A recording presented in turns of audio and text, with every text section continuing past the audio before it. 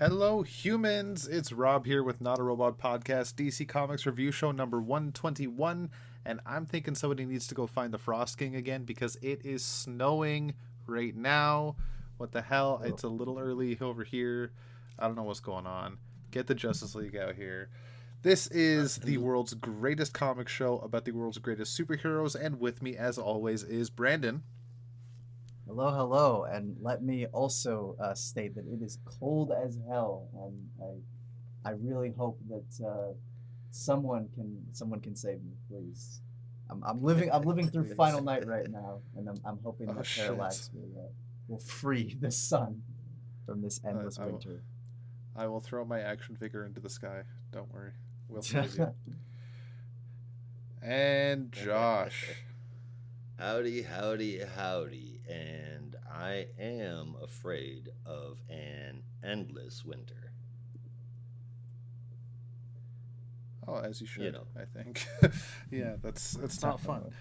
no, We've all seen and I the day don't, after I don't think tomorrow, the right? Justice League is gonna fix it either. Not this time. No, seeing as One can they're hope. not real. Yes, and All also will be well. All will be well. All Fantastic. right, if you ever want to get in touch with us, you can send us an email to comics@notarobotpodcast.com, and you can get us on Twitter at notarobotcomics, and our bright, shiny new Instagram, NAR Comic Books, is live now.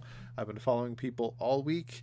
Be sure to follow for all sorts of fun posts and secrets, information, news, all sorts of stuff. Who knows what's going to happen? And if you feel like supporting us, visit buymeacoffee.com/NAR podcasts. And we also have our very own Discord server. And with some support on buymeacoffee.com, you can find your way into the server to talk all things geek with us and other fans. Now, as for today's books, we are looking at Dark Crisis Young Justice number 6, GCPD The Blue Wall number 2, Worlds Without a Justice League Batman number 1, Stargirl The Lost Children number 1, The Flash number 788, Nightwing number 98, Batman Superman World's Finest number 9, and Catwoman number 49, as well as a couple of honorable mentions. But before we get into that, as always, let's get into some news. Now, we mentioned it's pretty cold all across the board. How you guys doing otherwise? Aside from that, just the normal stuff as usual. Always busy with some kind of schoolwork or other activities, but in good spirits. I actually got a head start on this week's Indie Corner, and I'll be able to post it on a Friday on time, Ooh. actually, which is very exciting. And the post Woohoo! is aptly titled "Winter Hath Come," so looking forward to putting that out. Yeah, it does sound fun. Josh, what's going on in your Excellent. neck of the woods? Oh, I told you guys I was a little sloshed earlier, but I am drinking. I've drank a whole pot of coffee, and I'm on my second one. I might need a third. Sad news first. I might need you guys to cover for me here in about a month and a half or so, give or take. I got a phone call that my mom's got pancreatic cancer and she's got Oh, about a shit. month and a half Oh left. no. Um, so there's Damn. that. But Sorry to hear that, man. Yeah. uh, no, I wasn't very happy about it either. Oh, Yeah, who sorry, would I'm be? a little drunk. Yeah. All right. Positive side of things, or let's not go positive here. Unexpected side of things. I have put about 20 hours into Gotham Knights now. Okay. I didn't think I was going to do that, but besides all the haters and the hate that I've heard about it, the combat can be repetitive unless you are trying to uh, change it up, and then there's a lot of different moves and that you can do. And I really like the Mhm. story. It's pretty fucking cool. The character designs I'm not a huge fan of, and about half the costumes could definitely be way better. But all in all, I do not hate it as much as the rest of the world does. Well, I'll give costumes it a are an seven easy out of ten. fix. That's why you get skins, custom skins, so you don't have to look at ugly costumes anymore if you don't want. Yeah. But Exactly. as for the gameplay, I can't say. I've not played it. It looked very similar to the Arkham games, so I don't know why people would be so upset with this one when that one was very similar. But I mean, you could probably Yeah, tell me Phenomenal. better. there's always Yeah. going to be haters about shit. I have one guy I know that just automatically hates it because FPS drops and all sorts of shit, and he's Oh, just gonna bag on anybody that enjoys the game simply for having fun. Is ridiculous. I mean, maybe I'm not running on a supercomputer. I've got an RTX 2060, but as long I can set everything on ultra except for as long as I have ray tracing turned off. So, I mean, that's not a deal breaker for me. I enjoy the shit out of it. So, Right on. and then also, before you guys pick the crowd back up, I'm gonna lay something out real quick. It's not really comic news, but really, it's comic news. This applies to both graphic novel. eh, Wow, I can't talk today. Graphic novel adaptations and some original books. Missouri just went way beyond outlawing Art Spiegelman's Mouse, Oh god. which, among other complaints of the depiction of the Holocaust, was complaints about mice being naked. Uh, Oh yeah, Mis- I've heard that. That's stupid. Missouri's Senate Bill 775 has banned an additional 297 books, including A Game of Thrones and The Handmaid's Tale. And I completely understand that. Those are very mature books. I get that. But there's also Genderqueer, a memoir, Watchmen, American Gods, Batman stories like The Killing Joke, The White Knight, and all of the Dark Knight series, a whole slew of X-Men books, and justifiably on this one, The Walking Dead.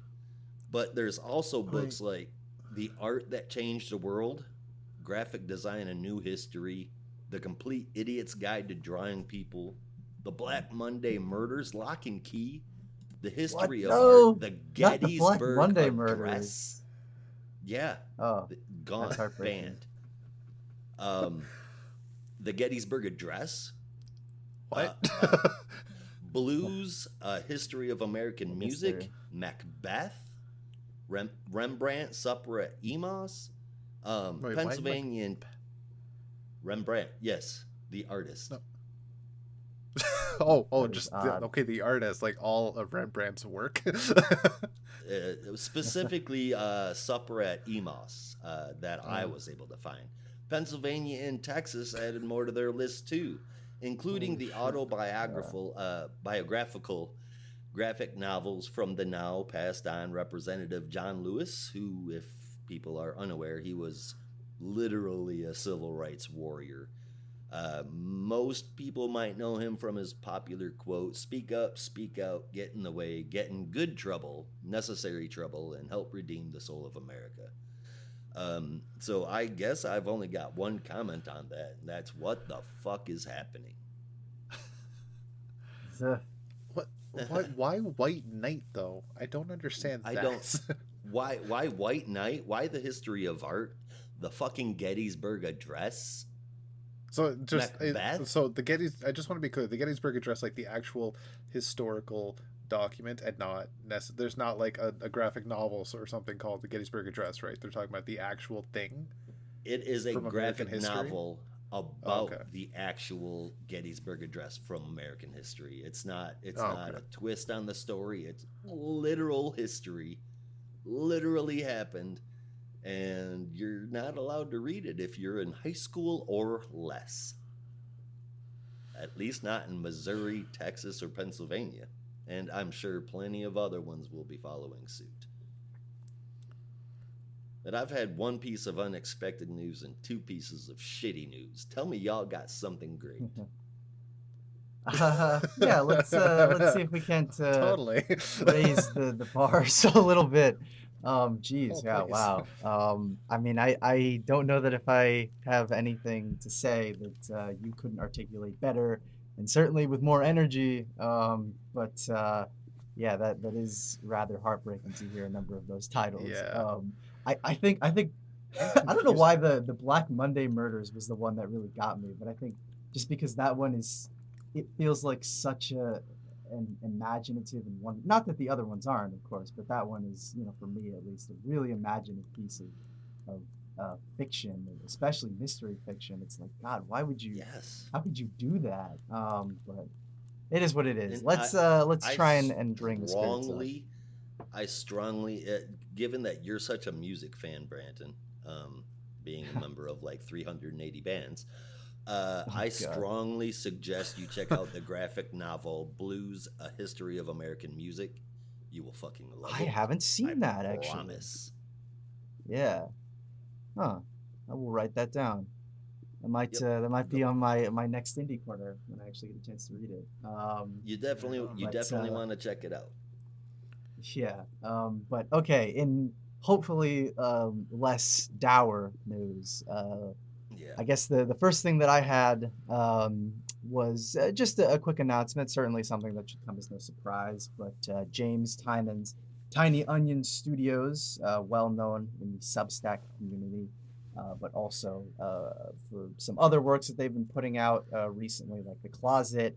Which, Isaiah, if you're listening to this and you still haven't read it, please, for the love of God, read it so I can talk to you about it for 5 hours. And the Department of Truth, as well as other books that you've certainly heard of in the last couple of years, have announced that they're partnering with Dark Horse Comics to publish a couple of the digital titles that he's been putting out on Substack, those being Blue Book and The Oddly Pedestrian Life of Christopher Chaos, aka James Tynan's Dr. Sleepless. I already made that joke last year, but I'm still going to make it. But suffice it to say, these books will be coming in print as specified next year. Blue Book, I believe, in February, and The Oddly Pedestrian Life of Christopher Chaos sometime in June. The format of Christopher Chaos, which I don't know if it's going to be a mini series or something else, has not been specified, but I believe Blue Book is going to be an ongoing, which should be interesting. And the creative teams, for those who are unaware, on the Blue Book is James Tynan with Michael Avon Oming, known from Powers and the eternal enemy of our dear friend Josh, as well as colors from Jordi Belair and Aditya Vidikar. And The Oddly Pedestrian Life of Christopher Chaos is James Tynan partnering with Tate Brombal, who just put out Behold Behemoth, which you should all check out. I think he's going to be a serious rock star in the future. With damn, I didn't write down the artist's name, and now I feel terrible. I want to say Nathan Gooden. No, I don't think that's right. Wait, I'll pull it up in a second. But anyway, those are coming to print at Dark Horse, which I think will be very exciting for people who've been wanting to get those books actually in their hands rather than just reading them digitally. And if you're like me and you're also someone that enjoys having it in print, this is definitely pretty exciting. The artist is Yeah, Isaac for Goodhart. sure. I'm so sorry. I completely All right, screwed I was that up. gonna say But anyway, Nathan, not Fairbairn. yeah, no. Anyway, but very exciting stuff there. So looking Have forward to you that. read the Oddly Pedestrian book? I have read the first issue. I'm going to catch up on 2 and 3 at some point in the future.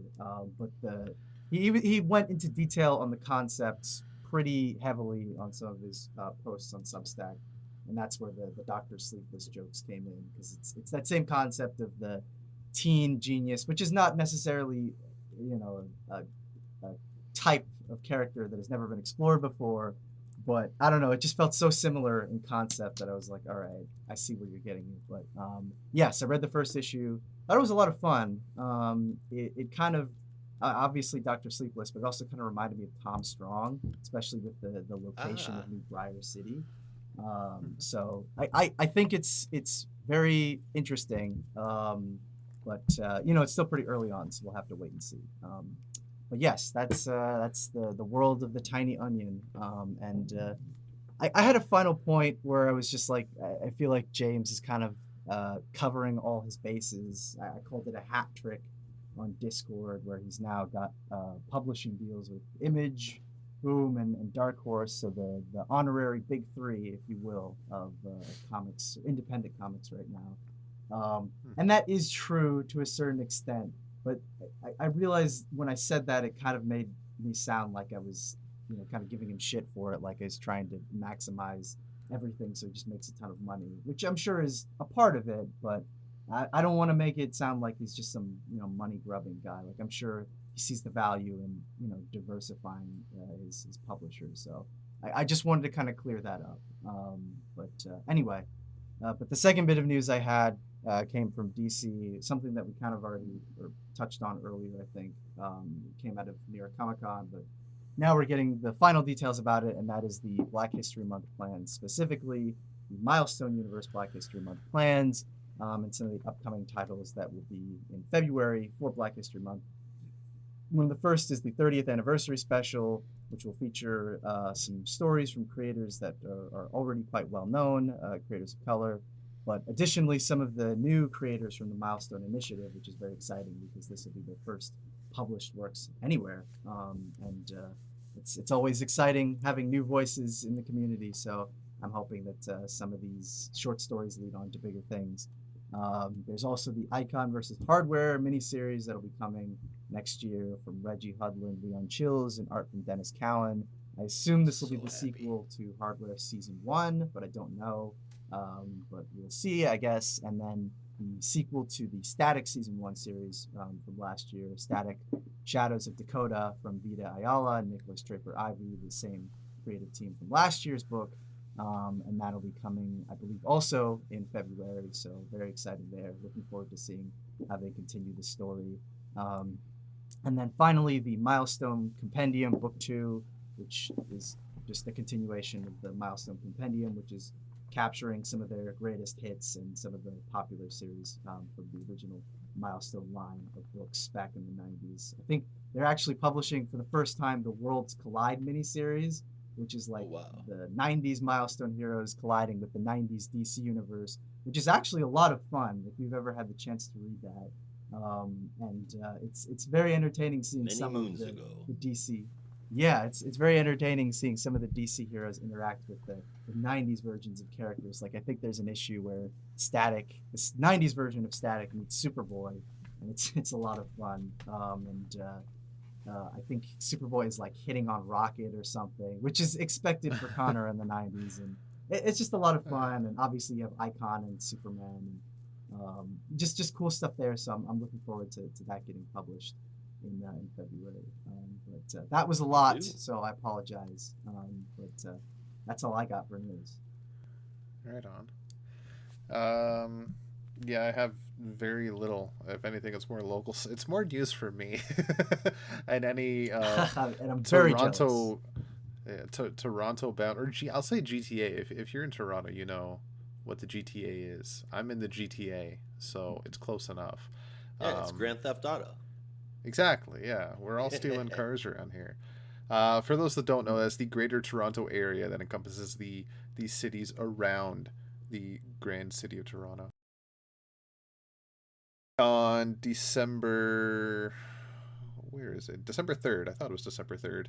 Jeff Lemire is going to be at Treehouse Collectibles over in Scarborough, on the just east of the DVP, I believe it is. From 2 to 3:30, he'll be signing books, and there will be a small 20% off on all comic sale. I thought it was just certain comics, but it's all comics, including New Weekly Comics. So that's exciting. It doesn't happen often around here that I know of, unless I just always miss the announcements. I mentioned Silver Snail in Toronto has a lot of people showing up, and I know there was a comic shop in my hometown that used to have people, but it unfortunately closed down because mall costs are bloody expensive. So I know I'm gonna try and get some stuff signed. I'm gonna try to get my Justice League United trade signed. This will be the first time I've actually gone to a signing, so I'm really excited. Really? Wait, yeah. Seriously?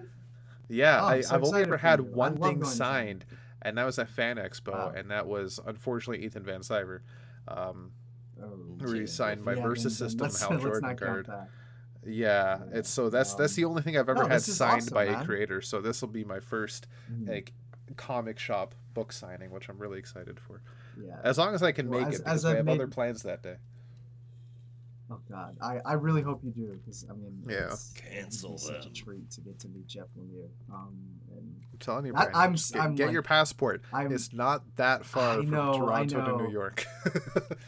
Yeah, well, it's like a 4.5 hour drive, and I think 7 hours by bus or something. So Yeah. it's possible, but Yeah. it would be a serious effort. Mhm. But yeah, no, I've made it no secret. I love signing so much. It's just, I mean, apart from actually getting the stuff signed, it's just so cool to get to meet the creators and share a little FaceTime. Oh, yeah. Even if some of them can be a Definitely. little awkward, but I get the feeling that Jeff is going to be very nice. One, because he's Canadian, and two, because most of his stories are often very sweet. So yeah. I'm sure you'll have a lot of fun. I think I will. I really Quick hope I can question, make it. Rob. Yeah. Mhm. Is assuming that all Canadians are nice prejudice? Oh, I'm so sorry. So I didn't mean to stare. wait, I make those jokes too. what was the question? I think I missed it. Is assuming that all Canadians are nice, is that prejudice? Oh, I think it's something most of us appreciate. I can speak with experience for a fact. It's not necessarily true. Judging by the fact that I forgot to mention to you guys the other day, I was called an asshole by a rude customer because I couldn't answer his question. So Oh, God. not all Canadians are nice. Yep. Some of us are pure dicks. So, so. He probably moved there from Michigan.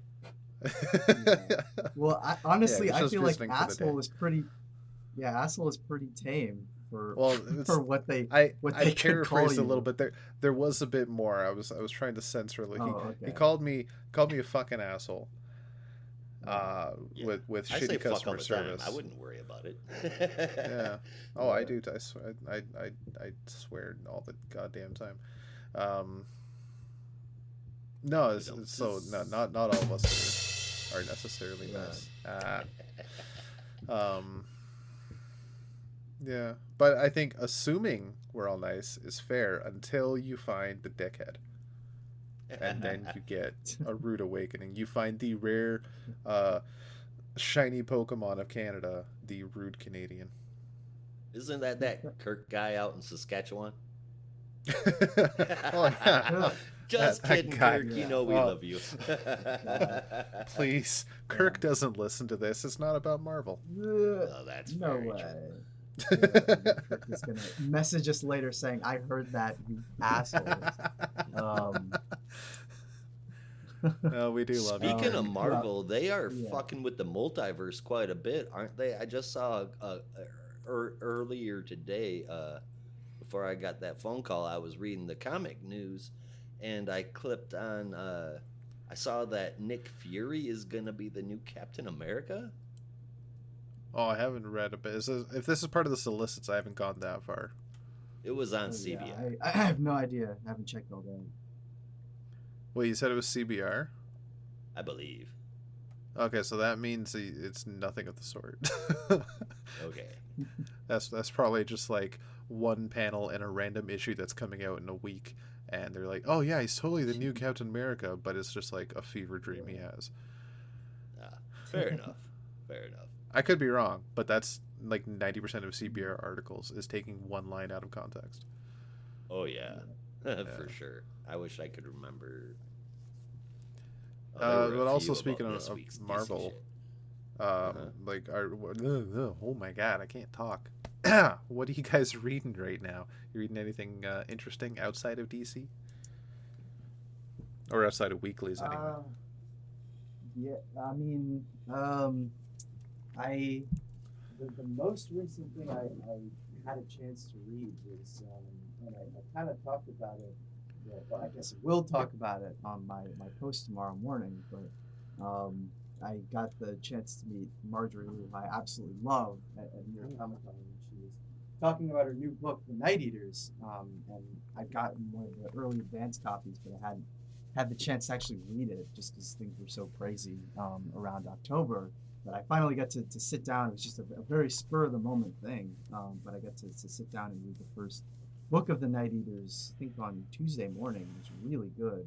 It's about this Asian American family, really these two Asian American siblings who were basically co-opted by their mother into cleaning an old house, only to find out that that old house is very haunted, and chaos ensues from there. And there's a lot of other stuff there, but it was really fun, and I was excited to read it because I'm a huge fan of Marjorie Liu, and it's the same team actually from another book, Monstrous, which is one of the best image books ever. So Monstrous that's is the most fucking recent thing I've read. amazing. Right on. Yeah, I love that book. And I can just say on the conversation of meeting creators, Marjorie Liu is one of, if not the nicest people I've ever met in my life. It literally was just so kind, so caring, personalized everything with like really sweet, long messages. It was like touching. Yeah, so that's the most recent thing I've read at least. How about you? I have earlier this week I mentioned in Discord that I had no clue that there was a Hellraiser comic book. So I went and did a deep dive, and there's like a shitload of Hellraiser comic books.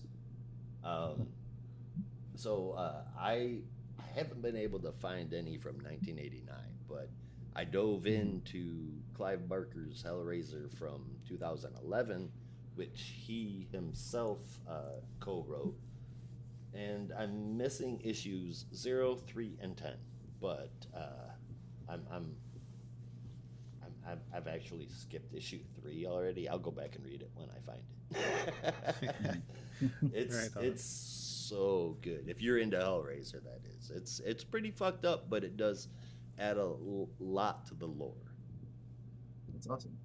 What about you, Rob? Right on. Hey, that's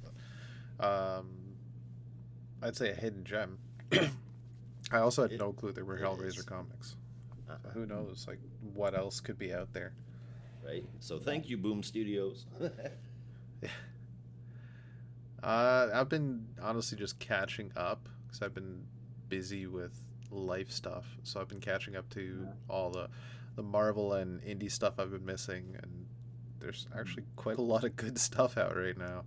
Also, actually got into, finally, I dove into Green Lantern Legacy, and started, briefly started sequel. I don't remember what it's called. Yeah, the one with I wouldn't know. Irie West on the cover with him. Yeah, it's actually really good. Yeah. That's a fun book. Speaking of Green Lantern, and Rob, you'll like this, but one of the books I'm planning to read this weekend. I think he cut out for a second there. Oh. Yeah. Oh, I was just saying, speaking of Green Lantern, and Rob, I think you'll like this. One of the books I'm hoping to read this weekend when I have a little more free time is the Tales of the Green Lantern trade that I picked up at Comic-Con. I think I sent a picture of. It's the one from the 80s, and I had the single, the first issue, like a random floppy, but I could never find the rest of the series. And then Miracle of Miracles, I found it, and I'm really excited because it's the classic core, but it also has all of the Tales of the Green Lantern core backups from the 80s, and it's like all these wild lanterns that you've probably never heard of. But their stories are featured here, and some of them have like early art from Dave Gibbons, which is super cool. So I've only gotten to read the first issue, but I'm really excited to finish the rest of the book this weekend. I have it sitting on my desk, and I'm staring at it right now. I'm trying to. I can't remember what. Hang on one second. If it's the one I'm thinking of, I'm hoping it has. Oh, go away! Come on, open up. I can. Okay, yeah. If it has the story from, you said Tales of the Green Lantern Corps, right? Yeah. Yeah, that's what he said. Yeah. Oh, if it has from the core, from the Tales Annual #2, the story about the prophecy with Sodom Yat, I think it might actually. I'm not. Nice. I'll have to check. But I love it so much because it has this beautiful. I mean, the listener can't see it. It has this beautiful Yeah. cover from Brian Bolland, and it's Oh, like that's the a great classic cover. horror. It's got Kat Matui and Tomar Ray and all that stuff, and the Guardians looking down very creepily. So I'm super Yeah. excited. That's a fantastic cover. Yeah, I'm hoping if you haven't read that story, because that's one of the few stories and tales that I've read with the prophecy, Mhm. basically is the blueprint for Jeff John's entire Yeah. run, and it's actually I a think lot of fun to read. Yeah, I think it may not be in here. So it's probably in like volume 2, which has more of the backups. So Oh, I'll okay. track that one down. But Yeah. but yeah, no, it's super cool stuff. So if I find any super funky origins in here, I'll make sure to send them over Discord. Be like, Rob, do you know this lantern? And you probably will. And then we can talk about that. We'll see. Honestly, there's some I do and some I don't. I'm more brushed up on some of the more recent ones, like from Green Lantern Corps during the late 2000s and the New 52. Mhm. Some of the Sweet. classic ones, not so much. Yeah. I do like Chase Alon though. Mhm. You do like what? Chase Alon. Chisalon, yeah. Who's your favorite? My lantern? favorite of any obscure lantern any is of the Chi- spectrums. Yeah, my favorite obscure lantern is Jack T. Chance. I Mm, just love that name so yeah, much. he's awesome. He is actually awesome. And his costume, if I remember correctly, is just like a Green Lantern It's badge, just a and he's just duster. dressed like a space pirate. That's like that is Yeah, just genius. Arr. That is just I think he genius. even like wears. I think it's called a bolo tie Yeah, around yeah, his yeah. neck. I Yeah. think so. It's just fantastic. Yeah. Green Lantern, I- Jonah Hex. Pretty much. Who is Sorry, your Josh. favorite lantern of every spectrum? Of any Of- spectrum, excuse Of me. any spectrum. Of any Okay. spectrum. If you had to pick one, who would it be? Rob, I assume Um, you've got to think about it. Brandon, do you have one? Well, I it should come as no surprise because I posted about it very enthusiastically on our Discord, but I have always been a huge sucker for Saint Walker. I love Saint Walker. I took one of those online quizzes that tells you which lantern you are, and shockingly, I got a blue lantern, even though I thought I was always a very pessimistic person. So the idea of being a hope lantern was Yeah. very amusing to me. But the first blue lantern I ever learned about was Saint Walker, and I love this story and I love the character design. And he's such a great friend to the core, and it's just like that's what I would want to be. That's the kind of person I want to be. Just the guy you can always rely on. Like every time they see Saint Walker, they know that all will be well, which is just wonderful. So Yeah. that's my favorite All will character be well. outside of the regular Green Lantern. Yeah. How about you, Fair Rob? enough. You have you picked one yet? Are you? Yeah. Are we just picking one or one from Just- each core? No, just one out of all of them. Oh, shiza. Okay. That is a hard freaking question because there's so many greens I like, but there's also a couple of reds I like too. Mhm. And And there's plenty of greens that went red for a while. yeah, like Lyra. Guy Oh, Gardner. Supergirl was red for a while. That was wild. Quite honestly, if I'm not picking one of the Lost Lanterns or Kyle Rayner, I'm picking, and it's going to be a bit of a weird choice, but I think a lot of fans that watched the animated series will agree with me. Razor. Ah, that's you guys both have good choices. Oh yeah, Razor's such Saint a Walker. deep character. Saint Walker is one of my favorite lanterns. One of them, and Razor was pretty cool. I do remember the comic. I think or cartoon, excuse me. I think the most entertaining lantern that I've ever read, and this is fresh in my head because we were talking about the New 52 earlier, but Larfleeze. Oh yeah, Larfleeze is a Yeah, I lot always of fun. forget Larfleeze had a series during the New 52. Yeah, That was very- actually, if wasn't I remember short-lived, correctly, but it was good. yeah, I think It it was was good. Giffen. I think it was Giffen and DeMatteis, which the idea of like Yeah, the Justice League International team doing a fucking Larfleeze book is hilarious to me. But I yeah. remember getting a couple of back issues of that, and I thought it was pretty good. But I haven't thought about it in a while, so it might be nice to revisit it. As entertaining as that run is, nothing is better with Larfleeze than the Christmas special. I have that Yeah, too. of course, of course. So fucking good when he meets Santa Mhm. Claus. And it's like, why Yep. are you just giving this stuff away? Take it. I want it Take all. it. Right. Exactly. Santa is a fool. Yeah. I've always Yeah. pictured Larfleeze's voice as a very, very deep Smeagol. Yeah, I can me see too. that. Yeah. Yeah, Yeah. it's the only way. And I think if we're talking favorite Larfleeze moments, which I know I just pulled that out of my ass, but I always think about this when I think about Larfleeze, when the quote unquote new Guardians first came together during Blackest Night, which is like the premier lead lanterns of each corps, and then Hal Jordan. Uh, they each recited their oaths to power up their batteries, and then they all turn and look at Larfleeze and they're like, "So, are you gonna recite your oath?" And like, "Oath? What's an Mm. oath? Can I eat it?" Yeah. Can I eat Yeah. it?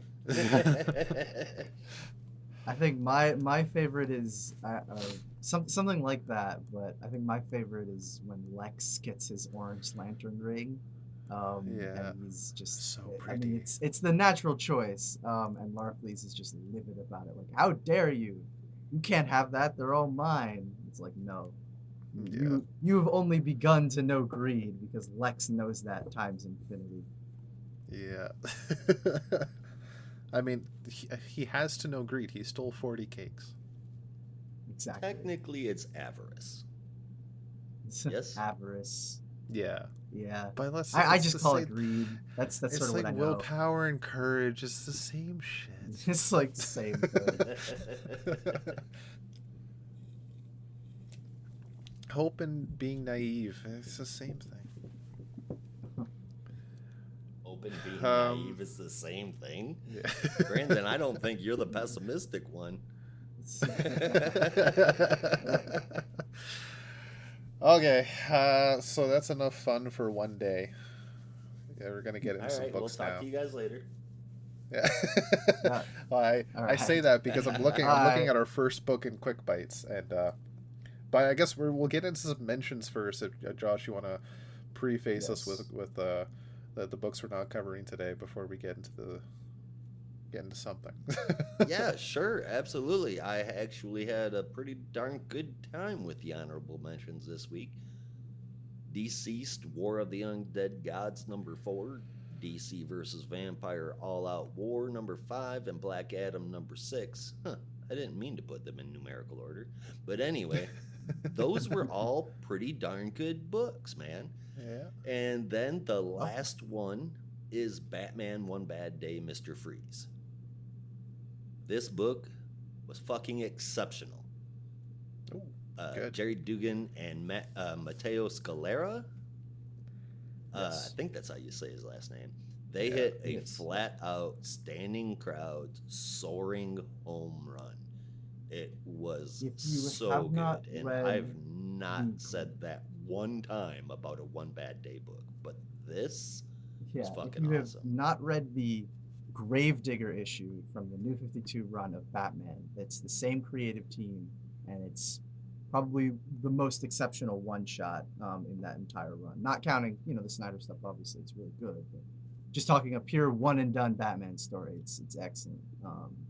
And that's, I believe, Batman #34. You can look it up, and it should be easy to find. But yeah, that's also Jerry Duggan and Matteo Scalera.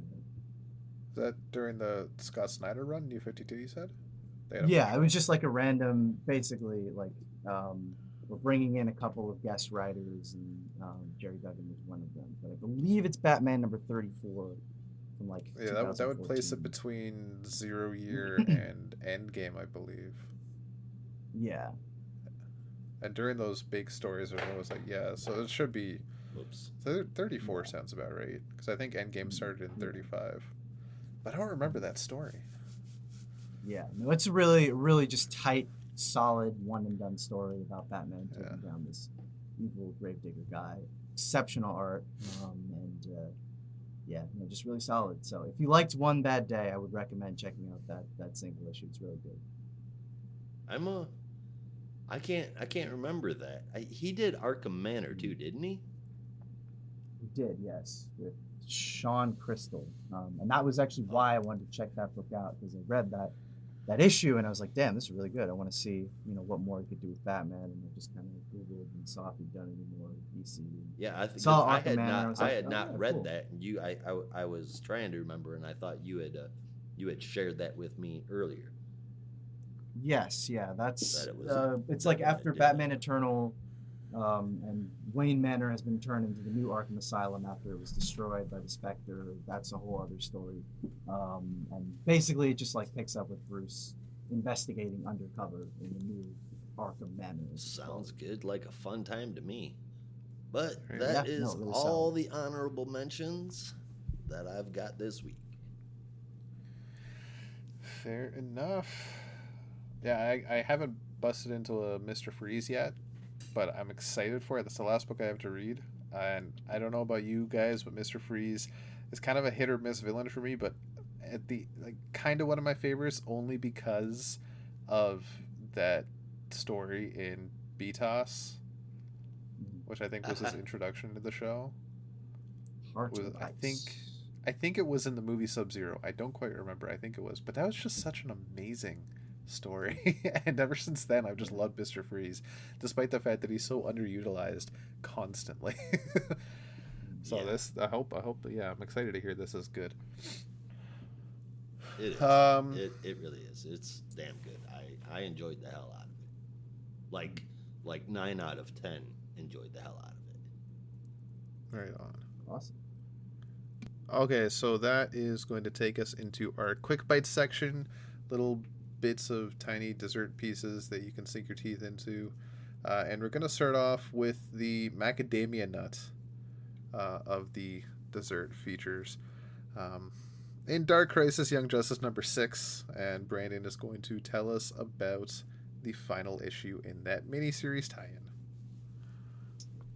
Yes, I guess I will. This is, as Rob said, Dark Crisis Young Justice number 6, written by Megan Fitzmartin, with art from Laura Braga, colors from Luis Guerrero, and colors from Tributary. Young Justice work together using the power of friendship and quantum physics to defeat Mickey Mixius Pitlick and trap him, seemingly for good. Following this, they make their way to the big fight at the Hall of Justice, seen in Dark Crisis, feeling more reassured in themselves and their future. Meh, 6 out of 10. That's all I wrote, literally. Yeah. That's all you it. need That's to write. everything. Yeah. That's exactly all I have. I can send you a screenshot. It says meh, followed by an ellipse, 6 out of 10. I totally believe it. I notice a lot of Photoshop moments in the art, which I get for some moments can be done to save time, but when you have two of them in the same page and it's exactly the same, it's really distracting, especially when one of the same panels also has Cassie using heat vision. Is that one of Wonder Girl's powers? I don't remember that one. I don't either. Yeah, I don't it's remember not. that. It's It's- most definitely not. No. So there, sure, the story ended neatly wrapped and everything, but it still felt like half an ending. Something didn't really feel right, despite the fact that everything was wrong. So Yeah. you gave a 6 out of 10, Brandon? Yes. Yep. Yeah, that's what he said. Oh, okay. Yep. Man, not only was the ending pretty lackluster, but the dialogue is the absolute worst it has ever been. It's the time of the season for me to complain about Hallmark Christmas movies.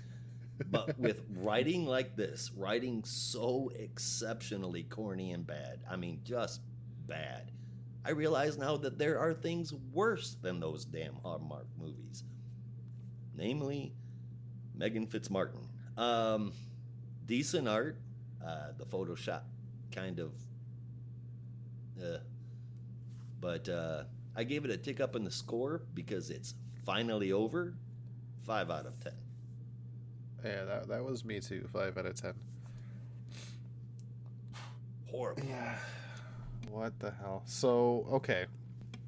We're going to go from a dark crisis into just a dark story that, quite honestly, is going to shine a little bit brighter than Young Justice ever will. It's GCPD, The Blue Wall #2, and I'm going to pass it on over to Josh. We have another Alrighty, Dark written Crisis by tie-in. It's weird that we didn't just go straight into that, so we could just be done with both. Yeah, of thinking these. about that now, that might have been. That would have made more better. sense. Because we're kind of jumping back and forth. Yeah, that's true. Oops. Oh, well. Oh well. All right. Well, GCPD: The Blue Wall #2, written by John Ridley, drawn by Stefano Raffaele, colors from Brad Anderson and Ariana Maher did the lettering. The gritty, real-feeling story continues in this issue. Montoya is dealing with the trauma she experienced from Two-Face way back in Gotham Central. Officer Wells, he's got good intentions, doing what he can to help his parolees, but he's ordered to go hard on them rather than try to be the ear and offer assistance the way that he wanted to do things. The parolee in this case in the story is a guy named Devante, released from prison after 4 years of doing a part as Two-Face's crew. He wants nothing to do with he wants to do anything that'll help his family out. Everybody thinks he went to go do another heist, but they're all wrong. He decided to call in a tip about the robbery, knowing that they would come for him. So he sat out on a park bench and waited for the repercussions. And he got them via a close-range gunshot to the back of the head. But he knew that his wife and child would be okay because he took out a life insurance policy for $750,000. At the end, while Wells faces doubt in himself, Montoya decides it is time to go after Two-Face. This story, it continues to be awesome. The art is gorgeous, and I can't wait for next month's issue. I gave it an 8.75 out of 10. Yeah, I'm right there with you. I gave it 8.75. The characters make this book so well. It's so good. It does feel very much like a Gotham Central follow-up, and the art is really well done. 8.75. It's definitely a read. I have not read this one yet. I missed the first issue, so I still need to catch up with that one. I have still a couple of DC books that I haven't gotten to catch up with yet, so I will get to this one eventually, but I'm bummed that I've not had the chance to read it yet, because Gotham Central is one of my favorite books. So to hear that this is kind of a spiritual, sequel to that is exciting, and should be a good read. I wouldn't say a direct sequel, but more like a spiritual successor. If Yeah. that makes sense. Yeah. Did I say? Oh, sorry. I meant spiritual successor, not spiritual sequel. Well, no, Rob said sequel, but Well, it was like follow-up. yeah. And I love it. Yeah, it's really good. Okay, so we're gonna go from we're just gonna go back in time. Screw it. We're going back to Dark Crisis tie-ins. Brandon made a good point. Should have just done it the other way around, but here we are. It's Worlds Without a Justice League Batman, the final tie-in for the Justice League members before the eventual finale, I believe next month with #7. So this the front half is written by Simon Spurrier with art from Ryan Sook, colors from Ryan Sook as well, and letters from Troy Pateri, where the backup starring Zatanna is written by Megan Fitzmartin with art from Dan Jurgens and Norm Ratman, with colors from Federico Blee and letters again from Troy Pateri. So with the Batman half, Bruce is the Day Man, but Bruce is also the Nightman. The Day Man is the fighter of the Nightman, but the Nightman gets the drop on the Day Man, and Nightman captures the Day Man. Yeah, it's all over. To make that a little clearer. Penguin, the troll who collects the troll to get into the boys' hole. They were both Danny DeVito, so that's exactly. To make it a little clearer, the original Bruce Wayne died and made 2 clones of himself. One part Bruce Wayne, one part Batman. Yeah. Where the Batman Bruce Wayne is just called the Knight, and is dressed in all black with a yellow gear as an emblem, but the Bruce Wayne is dressed in all white, hence my Dayman Nightman comparisons. Hmm. Uh, and Oh, it and is he very, goes by Mr. Wax because he didn't like yeah, the sound of the last name Wayne.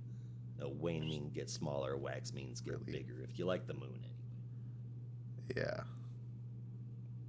it's Should we interesting. be giving away so much of the issue in the quick bites section? Feels kind of weird. eh, yeah, I won't give away too much more. Um, give it a shot. I found it interesting. I found it weird, um, in a very always sunny kind of way. Um, as for Satana, it was even weirder. She may or may not have made the universe in her mind, and is searching for something, but ends up finding herself, and then ends up finding her dad, and then the Justice League wake her up. And then she is holding a sword that I think is very reminiscent of Alan Scott's sword in Kingdom Come. Yes, Yeah, I didn't put that together, but you're right. and that. For the last backup, which the backups have very much been showing certain members of the Justice League kind of snapping out of it and having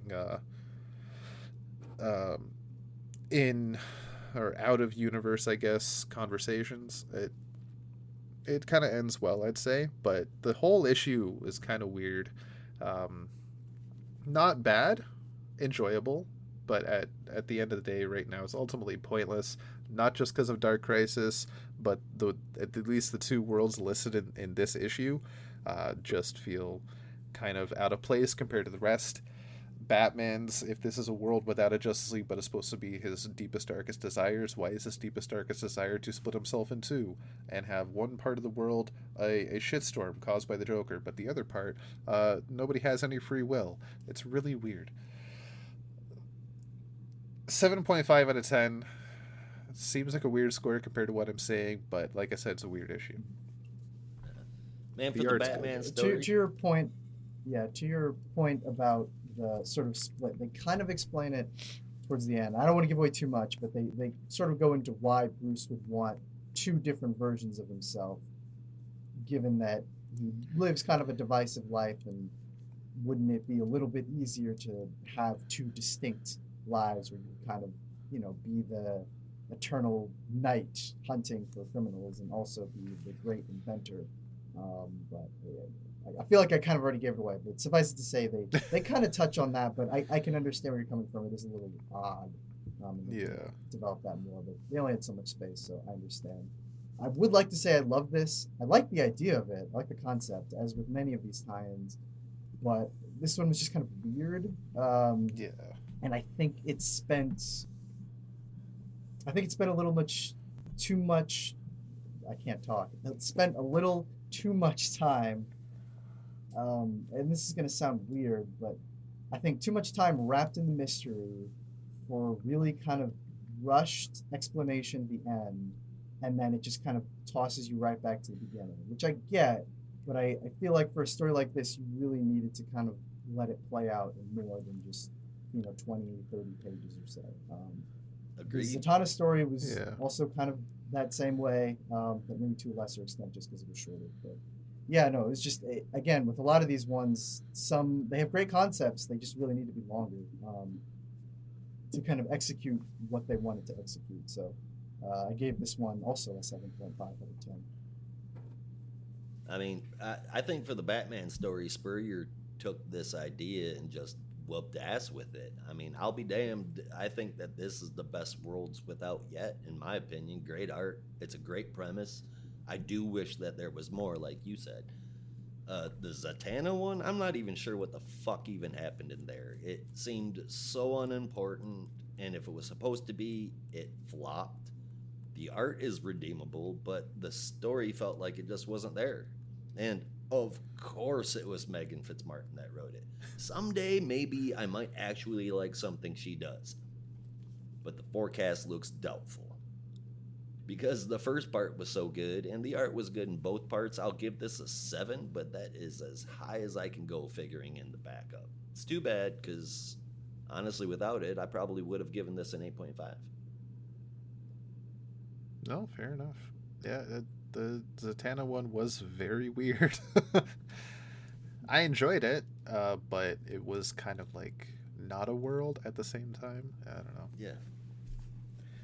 All right, so we're going to come out of the darkness now and shine a spotlight onto a very bright character in Stargirl with the Lost Children #1, and I'm going to pass it on over to Brandon. Yeah, I would definitely say it's a very bright character. But yes, this is Stargirl, the Lost Children #1, written by Jeff Johns with art from Todd Knock and Matt Herms, always exciting.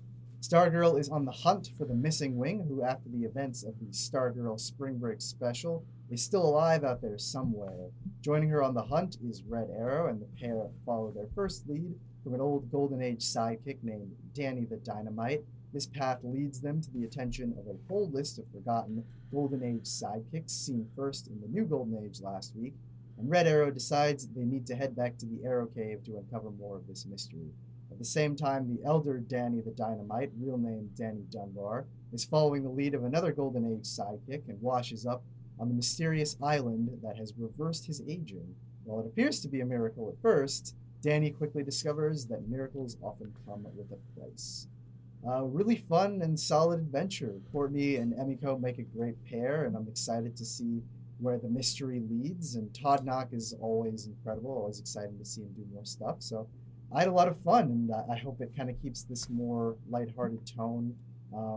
Seems there's a little bit of commentary on, having sidekicks in the Golden Age and all that stuff. I'm hoping it doesn't get too serious with it. It sort of embraces the whimsy of what it was like having a kid sidekick back in those days. But I had fun with it, and I'm looking forward to the next couple of issues. So I gave this an 8.25 out of 10. Right on. Yeah. I think the art is pretty good. I like the contrast of the new and old art styles. Damn, my phone just died. The rest of it, while a cool idea, kind of just feels like a super generic setup issue. It's not bad, but I feel like it needs to get better. After reading this, I haven't gone all the way through the Who's Who, but I have poked around on the DC fandom website and for a couple of the characters, and I found out that these forgotten sidekicks like Molly Pitcher is actually a character from the main universe created by Jeff Johns way back in 2011. And Ladybug, who it surprised the hell out of me, is a character on Earth 8 created by Grant Morrison. So, I mean, these characters Well, I don't think that's the same one, exist. because I think that Ladybug is supposed to be a Spider-Man parody. But Well, okay. Well, the name's the same. But anyway, I enjoyed it. I thought it was pretty good for what it was. I gave it a 7 out of 10. Right on. I'm still completely sold on this new Golden Age after the new Golden Age one shot we got last week and Stargirl this week. I can't wait to see what JSA comes with. And this whole new sidekick idea I think is great. And now you're bringing in Airwave? Hell yeah. I love Larry Jordan. Doesn't Airwave sound like the name of a transformer? I'm pretty sure it is. It probably is. Mhm. It probably is. I know there's not gonna sound lie. waves, so I think Airwave's not too far off. Yeah, there's gotta be. Does the updated version of Soundwave come with Spotify? Oh boy. Oh goodness. Oh, I hope so. Fair question. Yeah, I'm loving this issue. I really enjoyed it. I think the miniseries is going to. This is one of those things where, realistically, at least I hope it does, should have some actual, and I know they say it all the freaking time, repercussions that will change the DC universe forever. Hopefully, because you're introducing a whole bunch of new characters, and we're getting some characters that already existed and some new characters brought in, and they're being reinserted into the timeline and being shoved into these people's lives, and it's going to stick. Hopefully, it's going to stick. Um, and if this Hopefully. is Jeff Johns trying to say, yeah, no, I'm all about legacy. I'm not, I don't just love Hal and Barry and that's why I brought them back in the mid 2000s. No, I love legacy. So if this is him trying to say that, okay, go for it, man. Because Yeah. bring it Which, on. you know, it's the perfect era to do it, as I said last week, because the Golden Age kind of has that weird liminal period where after it ended and the Silver Age began, a lot of the books had gotten canceled, and so they were just kind of in limbo for a while. So who knows what they would have been doing had superhero comics, you know, not taken the dive. Yeah. So it's kind of like filling in the gaps is how I see it. Yeah. Yeah. Good way of putting it. Very much. So I gave this an 8.5 out of 10. I can't wait to see where this goes. Me either. And with that, I think we'll take a quick commercial break before we get into our in-depth reviews. Stay tuned. And we're back. Thanks for sticking with Not a Robot. Hope that wasn't too bad. I know it wasn't. Stop lying to me. So now we're going to get into our in-depth reviews, and we're going to start off with The Flash number 788. I'm going to bring that up to speed, if you know what I mean. Nice one. Yeah. Indeed. Okay, so we open up on Warden Wolf. Now, Mayor Wolf is speaking with some mysterious people who happen to not for very long be mysterious. It's 5 of the Central City rogues, particularly Mirror Master, Heatwave, Captain Cold, Weather Wizard, and the Trickster. And with one of his first acts as the new mayor of Central City, he's deputizing these people to help bring the city to justice. And then he also includes the Flash, Wally West, that is. Not Barry, because Lord only knows where he is. Wally, however, is having a little doctor's visit with Mr. Terrific and Dr. Midnight. While they are scanning Linda, they are able to confirm that she is in fact pregnant, and Wally and Linda are having yet another baby. Wally seems a little kind of nervous about this, but then hears it again and gets super excited. The Mr. Terrific and Dr. Midnight do say that potentially, possibly, maybe it's the child is what's giving Linda her powers, but they don't know for sure. Just in case, she should maybe cool out on powers, just in case it brings harm to the baby. Outside, Wally and Linda have a little heart-to-heart and just get hyped up about the fact that they're having another child before Wally notices Captain Cold holding up a bank, so he quickly changes into a scarlet outfit. He runs in, taking the cold gun away from him. Is it the cold gun or the... Yeah, this was the cold gun and the others are the free... Okay. I always get them confused. Not realizing that Captain Cold is actually on the right side of the law this time, to which Captain Cold quickly flashes off his special badge, and Wally just responds in kind by laughing his scarlet ass off. I would too. I like that. I don't blame him. However, Snart then calls in his cohorts, the rest of the rogues, to help bring Wally down and bring him to justice, as he is now under arrest. However, he's too fast to have his Miranda rights read to him. Yet all the rogues send all their powers from their weapons, hurtling at him right away, and he gets blasted around, punched by Mirror Master from across the room. And just as Trickster is about to hit him with, I guess that's a sharp, like a razor yo-yo to cut his Achilles tendon, something gets in the way and sends the yo-yo off towards Captain Cold's cold gun, which cuts it in half, and a blast of cold energy comes out of it. But Linda arrives. She's the one that knocked the yo-yo away, grabs Wally, and they get out of there post-haste. Arriving back at home, where Ace has been somewhat babysitting Jay and Irie, to which he says, "It's not babysitting. I'm just watching them." And Wally says, "Well, great, because if it was babysitting, I'd have to pay you." Screwed yourself, Ace. Good job. They blurt out that Linda is pregnant yet again. And everybody's excited, apparently, except for Jay. Later at Terrifitech, Wally and Mission Terrific are discussing all the things going on in the city while various experiments are happening around them in hilarious fashion about basically catching everyone up to speed on Warden Wolf and where he's gone in the past. Um, Meanwhile, before they make it to Wally's lab, where his staff have finished their experiments and are ready to run a full test on entering hypertime. And Mr. Holt is very excited about this. He wants the test into hypertime scheduled within the next week. And that's what we last saw in Flashpoint Beyond. Curious to see where that little thread's going to go. Right. Now back at Mayor Wolf's office, he is speaking with his, I guess she's the deputy mayor, but I do not remember her villain name. Blacksmith, thank you. Yeah. About Beat me. Damn it. about the money that they borrowed from the so-called mob to run Mayor Wolf's campaign, and how Mayor Wolf is just not going to pay it back because he's the mayor. He's trying to clean up the city. So why would he give money to the mob? He's taking the money. He's keeping it. And he's going to arrest the fools. She doesn't like that and does not want to start a war with the mob. So Wolf snaps his fingers and she gets electrocuted. His eyes start glowing. He lifts her up with one hand and just kind of alludes to the fact that they all have secrets, and that's why he has powers now. Go do what I asked. That's an order.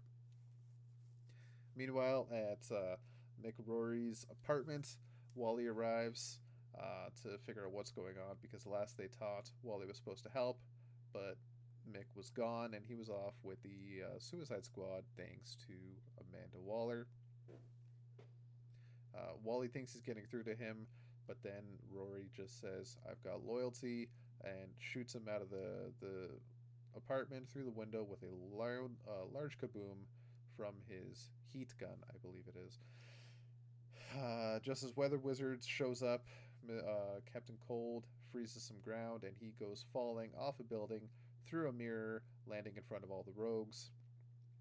They are surrounding him, but then some music starts playing from the distance, and in arrives Hartley Rathaway, the Pied Piper. Hartley Sawyer is a very different Flash character that does not exist anymore. Hartley Rathaway, the Pied Piper, has returned, and it sounds like he may be on the Flash's side, which is very good in my eyes. So this whole story may feel familiar, maybe like Joshua Williamson did it in his run, but this issue actually brings that up and notes just how different it is while still being the same. I ain't even mad about that. It's good. I like it. What I love about Jeremy Adams' writing, and I just realized I yet again didn't do the damn credits. What I love about Jeremy Adams' writing in this book is that it doesn't take itself too seriously. It has the serious discussions, but also the fun moments, sometimes at the same time, and those moments just make you smile. It's got a good balance. The art's a great pairing. I think it brings everything to life perfectly, and I'll still give the credits now. It's written by Jeremy Adams, with pencils from Fernando Pasarin, inks from Matt Ryan, colors from Matt Herms, letters from Rob Lee, and a dope cover from Torrin Clark. Lots of fun. I really enjoyed it. This has been a run for the ages. 9.25 out of 10. Hey, don't Nice. feel bad Yeah, no, about this has forgetting the been credits a or lot of doing it fun. at the end of the show, because Mhm. Barry would tell you, better late than never. Very true. Yes. Yeah. That's a Wait, can you flashback. guys hear me? I can't really tell. Yes. Oh, yeah. Yep, I can hear Okay. you. Yeah, no, this run, as you had previously said, and I'm trying to speak as loud as I can, because I know there's still an echo, and it sounds very shouty in my room. So I hope I'm not pissing off my roommates. But this has been a lot of fun, as you said. And this will be an interesting next chapter, seeing Warden Wolf, now Mayor Wolf of Keystone City, and how that is going to play out. I imagine certainly some more chaos in future issues. But definitely an exciting return. Hartley Rathaway was a close confidant of Wally's for quite some time, and really during the Mark Waid run, if I remember correctly. And it'll be fun to see him kind of reconnect with Wally. I can't even remember the last time they would have. Probably not since the early 2000s, I should think. So that'll be nice. But there is a small continuity thing, and I think they had kind of messed it up before, and I don't know if they're still sticking with it or or something. But Wally kind of acts like he doesn't know Wolf, which is still really weird for me because he should be very familiar with Warden Wolf, considering he was the Warden of Iron Heights when he was the Flash, and they actually were quite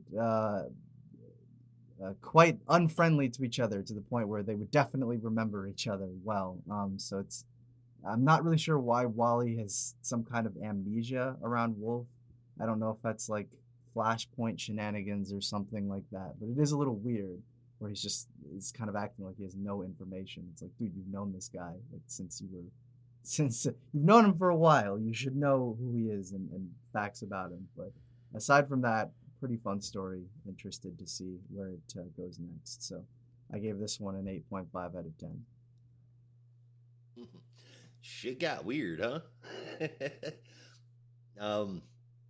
I know I wasn't expecting anything like this issue at all. Though we've seen Barry go through it, it was Suicide Squad stuff, and this is decidedly not. And on top of that, Mayor Warden, he has powers now? Shit. But at least Wally has the Piper. And I really hope nothing happens to the baby because she's forced to use her powers to help Wally out. Because that would destroy Wally and basically undo all the good that's been with him since they stopped treating him like a punching bag. Plus, they already did that with the Zoom storyline where Wally's kids died that first time, Exactly. except then they were brought back to life through Speed Force magic. Yeah. Speed Force magic. I think that this could be great. I hope it's not a return to Depression Flash. Fingers crossed, my dudes. The art is fantastic as always. I love it. This is a really good setup to what could be a potentially really good arc. I dig it and gave it an 8.25 out of 10. Right on. All right, so that is one young Titan that we've seen in the past. And we're going to head on over to another Titan who has gone into a legacy status himself, and that's Nightwing with number 98. And I'm going to hand the reins over to Brandon. Yeah, something like that. But yes, this is Nightwing number 98, written by Tom Taylor with art from Daniele Di Nicuolo. Both those names should sound familiar to you if you have read the book Seven Secrets. So that's a fun reunion. If you have colors, you should. Yeah, from Adriano Lucas and letters from Tom Napolitano. The DCU has a new world's finest, and it's none other than Nightwing and his biggest fan, Nightmite. A fifth-dimensional imp named Dixel, though he calls himself Nightmite, shows up at the Nightwing Batgirl romantic weekend getaway / mob boss babysitting gig and reveals himself to be the biggest Nightwing fan in the known multiverse, which is obviously not true because I'm the biggest Nightwing fan in the known multiverse, but I digress. After some shenanigans involving a fake wedding and further tomfoolery, Nightmite takes Dick back to Grayson. That was gross. Back to Bloodhaven and reveals his true reason for coming. He needs Dick's help to save Blockbuster, Blockbuster's firstborn child, a little girl named Olivia, as Blockbuster had previously sold her soul to Miron in renegotiation for a previous deal he had made with Miron. While Nightmite is not able to intervene directly, despite his fifth-dimensional power, he arms Dick with specially augmented Eskrima sticks that power up with the following phrase, "Nightwing is awesome." With the help of a superpowered Bitewing, Nightwing is able to stop Miron's minions from taking Olivia's soul. Following this, Nightmite tells Dick that he should fill the role Blockbuster had previously occupied in Bloodhaven, but should use his power and influence for good. He knows Dick will do it best because, as everyone, but especially Nightmite, but especially me, knows, Nightwing is awesome. Definitely a filler issue, I won't deny that, but a fun, cute one nonetheless. Very nice to see that the Seven Soldiers team worked as well here as they did over at Boom, and it just I don't know. I came away with a big smile on my face, so I had a lot of fun. But I gave this one an 8.75 out of 10. Right on.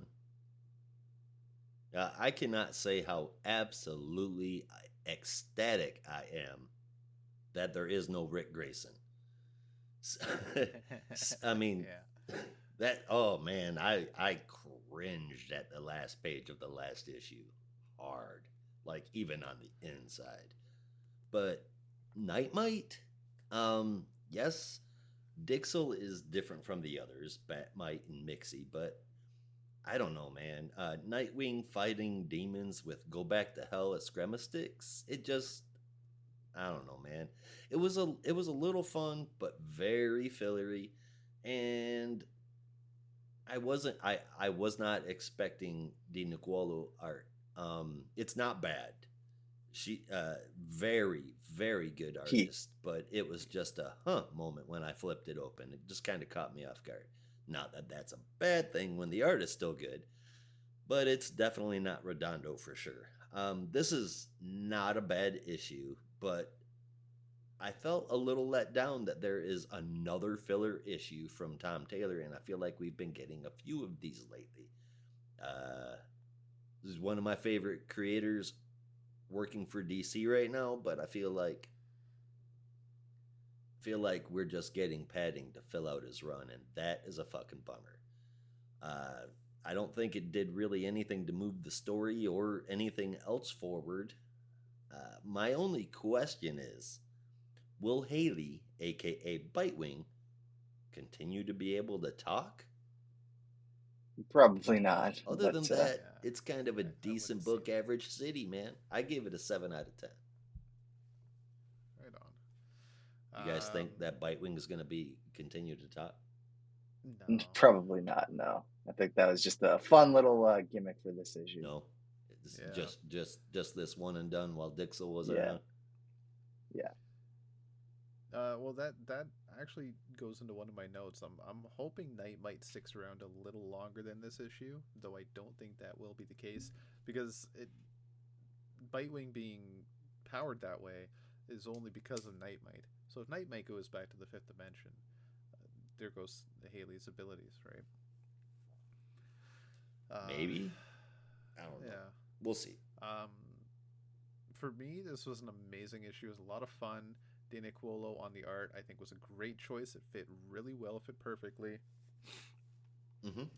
This is a classic case of my ongoing debate that filler issues and filler episodes are sometimes, or maybe even most of the time, the best stories because they're not bogged down by plots. And this, I think, this is a clear example of that because it is a lot of fun. Um, I'm not against Taylor right now with filler issues. Yeah, the plot is kind of taking a long time to get along. We finally got through the blockbuster arc, but now we're just waiting on more from Heartless. But I Right. get it if he's got an ongoing run with no end in sight right now. Uh, why rush Heartless? You know, because if you finish Heartless, then it's just going to be nothing but one shot stories, and that that doesn't sound as fun. Whereas if you have, plot and then a one shot story and plot and a one shot story, it sure drags it out, but at least it's patterned in a way that can be enjoyable compared to just nothing but one shot stories. And as much as I do Agreed. enjoy them, I don't want them constantly. No.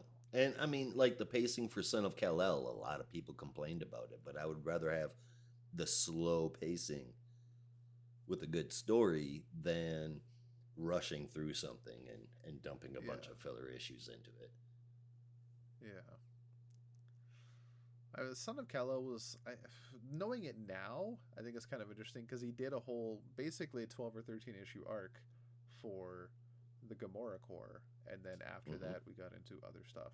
So kind of like I think Suicide Squad was 12 issues for him as well, but that was always billed as a limited series. So I think he's good with 12 issue arcs. I don't know, maybe that's his thing. It's really hard to get a beat sometimes. But as for this Nightwing number 98, I really enjoyed it. So we've got Nightmite, we've got Bitewing, what other puns can Taylor give us in the future? Because there's been quite a few Nightwing puns so far, and I'm loving that. I'm hoping there's more to see. Me too. And I also had a thought about where the story could go, at least with Heartless. And Brandon, I'm gonna need your expertise on this one. All right. So, Blockbuster died 2 issues ago. I think was '96, if I remember correctly. Yes. To Heartless. I think you're right. Previously, Blockbuster died way back in, I think it was the late '90s. 2004. 2004 in Nightwing number Yeah. 92. Okay. When Notorious I was doing my storyline. research, I think it was, yeah. Yeah, Nightwing number 93. 93, That is an issue okay. that lives in infamy, to quote our Yeah. dear departed President Roosevelt. So the closeness in issue numbers, what kind of gave me this theory that what if, and just follow, I'm going to say this one sentence and things are going to click on where you think my theory is going. And I hope to high father I'm wrong.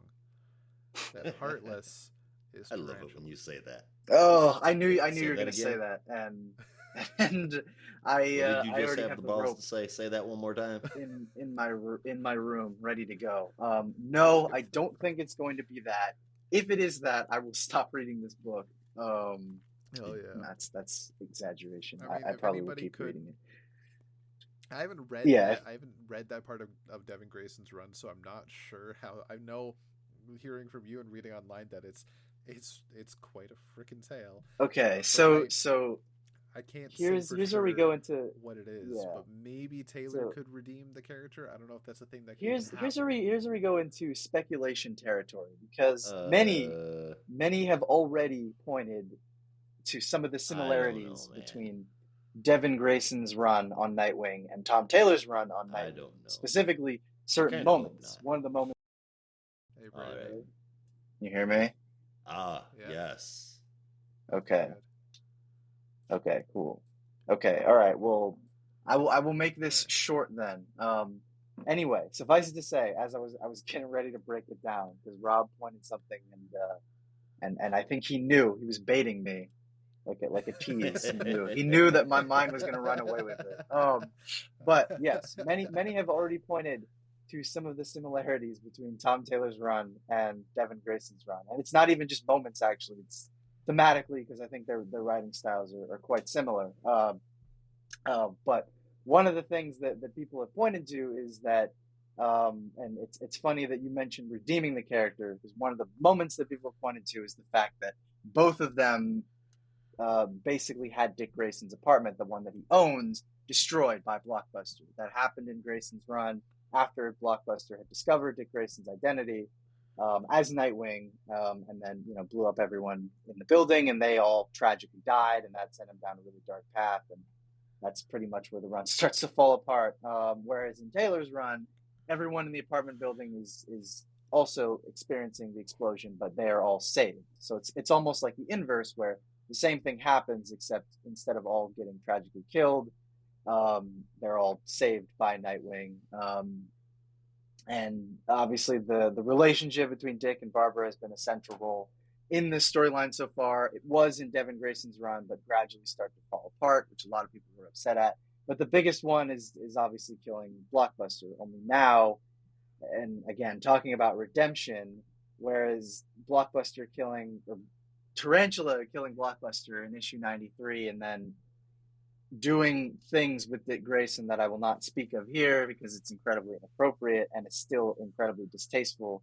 I think this will probably, if your theory is true, and I really hope it's not, because I don't want to see that character again. But if it is true, Ever. I do think that based on how the run has been almost like spinning some of Grayson's stuff on its head, it may be able to redeem the character in a way that could be interesting.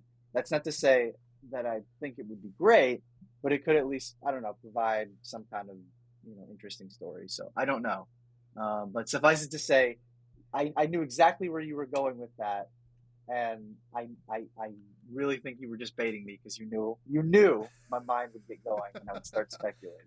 But As half yes, bait, half just like maybe is this where it's going? But yeah, maybe. I Yeah. at the same No, time, I seriously don't think it's going to happen. I don't. But honestly, now that you say that, I don't think it's impossible. Yeah, I don't think Right. it's impossible. I never want to Um, see Tarantula in a comic book again.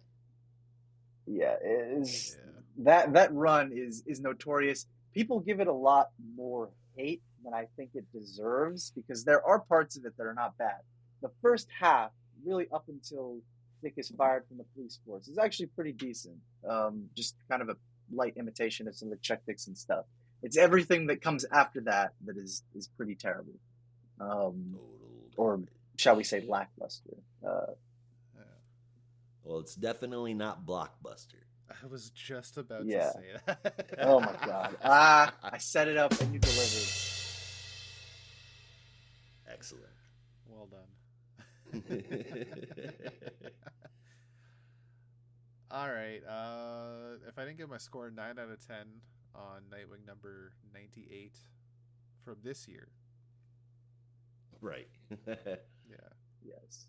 I think Nightwing number 98 from 2004 is a War Games tie-in, and it's not very good. It's just like yeah, him talking about how he feels upset because Tarantula killed Blockbuster, and he can't tell Bruce because he thinks he'll be a... Anyway, And yeah. that's why I we could call him literally the do an librarian. entire episode. I could do an entire episode on the Nightwing run, like the complete run, like every single writer that was on the book from 1996 to 2009. That would actually be really fun. Yeah, take that, Dixel. I know. Yeah, that's what I'm saying. Like Yeah, Dixel, I appreciate the spirit, buddy, but there's only one number one Nightwing fan in the multiverse, and it's me. You may have exactly. fifth dimensional powers, but that doesn't mean you have fifth dimensional memory. So I challenge you to a Nightwing trivia duel. Come at me. So I that won't. raises a question: if Brandon is Nightwing's number one fan, and I am Green Lantern's number one fan, which am far from, but I hope to be one day as aspirations, dreams, and goals. Josh, what are you the number one fan of? Okay, so Wally and Dick have always been like way, way up there for me, and I've got a special place in my heart. Always will for Batman. Um, I'm a huge Bat stan. I just hate Bat God, and he's kind of been just oversaturated. Not even kind of. It's just definitely been oversaturated. I think 2 weeks ago we had an entire week that was just Batman, save for one issue. Uh, so if I'm gonna pick my favorite character of all time, that's so hard. So I'm just gonna do it in the last 10 years, and I'm gonna pick Jaime Reyes. Okay, No, very you know interesting. what? It's valid. If I'm gonna go all time, I'm picking Lobo. I Right feel on. like that's very fitting. What are you trying to say? You pastiche. Well, it's I feel like your kind of boisterous persona is very much like Lobo. I feel like all of our favorite heroes kind of reveal something about ourselves, where it's some It kind of does, doesn't it? quality we find Yeah, aspirational or enjoyable. Like Green Lantern, I can imagine it's the imagination and the willpower and the freedom that might be attractive. I'm not trying to speak for you, Rob, or no, you're psychoanalyze, but 100% accurate um, right there.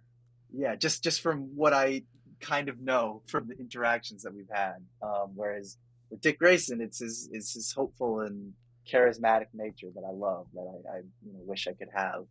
But with you, Josh, knowing you I'm as a I bit do, boisterous, huh? and knowing you're very energetic and sometimes very emotional, and I don't mean that in a bad way. Um, No, no. but I... demeanor, I would say Lobo is very fitting. Yeah, you're a fragging son of a Kaluan. Exactly. Ain't that right? Like if you were Call me in the the DC main universe, you man. probably would be Azarni. Like I could definitely see that. I'm down. I'd be better for Crush than Lobo. As far as father figures go, anyway. Right on. Well, I'd like to think you're a better dad than Lobo. I Yeah. fucking hope so, man. Like I don't see you busting yourself out of prison by putting your kid in. Nope, never done Yeah. that. Have no No. plans to do it. Okay. So after that brief sidetrack, did we all give our reviews for Nightwing? I don't remember now. I gave my Yes. review. I don't know if I gave my score. It was a 7 out of 10. Okay. All right. So with that, we are going to pass it actually back to me. It's really weird when I say it like that, but I'm going to I'm do. open, coach. I'll do my best. If not, I'll do my finest. Uh, so I'll be talking about the world's finest in Batman, Superman. I swear, one day I'm gonna get better at these goddamn transitions. So it's number 9 of the run, written by Mark Waid with art from Dan Mora, colors from Tamara Bonvillain, and letters from Steve Wands. Did it at the beginning this time. Hell yeah. Nice. All right, so we Bonus. open up in Gotham City where the Ratcatcher has taken some people, not rats. Kind of counterintuitive to your name, bud. You're supposed to be catching rats, not people. Come on, get with the times. And these people that he's caught are actually food for his rats that he did not catch. But Batman arrives to help save them. Boy Thunder is with him. And as Batman is doing his best, because they're in the sewers, to hide in the darkness, Boy Thunder notices one of Ratcatcher's goons pull a gun on Batman. He gets scared and puts on a light show revealing Batman and to the goons and to everyone else, including the rats. But then Batman activates a sonic array beacon device that just deafens everyone, including David and slightly Batman. Um, Later up on the surface, Batman is giving David basically kind of a superhero report card saying, look, I'm in the shadows. Clark may be in the daylight, but in Gotham it's a different beast. Much more evil, so you have to be prepared for that. And with that evil twist, we see the Joker has taken Angleman's angle and his hand with him because apparently he wouldn't give it away willingly, and has taken it for the key, to which the key puts that impossible angle device into a machine and unlocks what may or may not be a door, but seeing as his name is the key, it's probably a door. We now go to the Gulf of Probably. Guinea where Flash and Superman are having a friendly race, but might just be exercise. They come across a boat that is capsized and they rescue the crew. But before they can get into any more discussion about sidekicks, where Superman is seeking advice from Barry about how to handle David, the Boy Thunder, they find out that the crew is not actually their boat, and their boat was actually taken by some pirates. So they grabbed on this life raft and got away as fast as they could. Superman sees the ship in the distance, but realizes there's no point in going over there because it's being handled by the Teen Titans. Uh, Aqualad starts off with a whale of a time, crashing the boats, while the rest of the Titans come through. Kid Flash grabs any bullets that are being fired. Robin kicks a guy in the head. Donna ties another one up, and Boy Thunder burns a guy's hand. Damn, David. Calm down. Damn, David. Yeah. So Garth says, like, just Damn it, David. relax. You don't need to burn people. We're here to help and not like maim. And Speedy shows up seemingly out of nowhere to boss people around, calling Wally Fleet Feet, which I think is my new favorite name for him. It's not the Uh, first time I've heard it, though. I can't remember no, where, but I've heard that before. People usually call Flash Fleet Feet. I think Iris is the yeah. one who usually calls him that, but Okay. I think he's yeah. Roy's Yeah. borrowing it for this issue. Yeah. Um, So Roy is Speedy's just ecstatic about Boy Thunder's uh, uh, what's the performance? Sorry, I could not think of the word performance. And basically says the Titans might have another thing or two to learn about, learn from him. Meanwhile, they missed one of the pirates who fires his gun, hits Garth in the arm, just grazes him. It's a bit of a flesh wound, but David gets a little crazy and powers up immensely and shoots lightning straight towards him. But then Superman gets in the way, uh, looks upset, understandably, to which Robin whispers to Superman from across the boat, uh, don't do this in front of his friends, alright? So Superman grabs Boy Thunder and they fly away, to which uh, Speedy just says, "Oh shit, did you see the look on Big Blue's face? Someone's in trouble." And Dick just pushes him off the boat, as you should. So Clark gives him a stern talking to. We do not do that. We do not maim people like that. We're not supposed to kill. You got to control your powers. And then David reveals the information he's been holding to himself, that his parents knew that the world was that he is from was doomed for a while, and that they constructed a rocket ship to hold both of them and him to take them to safety. But David just didn't really believe any of it and was goofing around too much. One day, when he basically wrecked the rocket they built, they'd have to rebuild it, but they would not have the time. And he was the only one that survived, and he feels immensely responsible for that. Now, over in Gotham City, Joker and the Key's mystic doorway machine is revealed to have its purpose. It's a door to the bottom of Gotham River, and it's been opened in the middle of downtown streets, flooding all of Gotham City, to where Superman from across the planet overhears people screaming for help and contacts Batman saying, "I'm in the middle of it. Hurry, get here now." And between the three of them, they are able to seal the doorway using Superman's super speed and ability to not drown. I guess he can hold his breath for a long time. And reverse the flow of the water back into the door where they can seal it, as Batman uses the Batmobile to basically knock the door over so water does not flood out.